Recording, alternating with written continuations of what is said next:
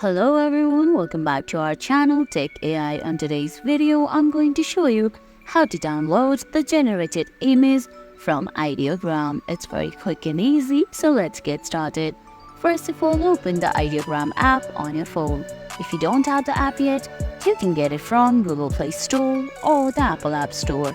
Now on the screen, you can see options like Home, Images, Create, Notifications and Menu. You're gonna have to select Images option, which is the second option on the bottom of your screen. Tap on it, then under My Images category, you're gonna find the image that you've generated. Select the image that you want to download. Then on the screen right beside your username, you're gonna find a three-dot menu.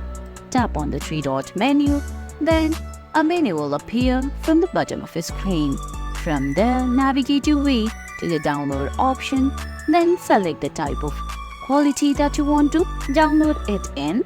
I'm gonna select JPEG, then Ideogram will automatically download the image that's generated into your phone. And guys, that's it. I hope you found this video helpful. If you did, please give it a thumbs up, leave a comment, subscribe to our channel and hit that bell icon. See you in the next video. Thanks for watching.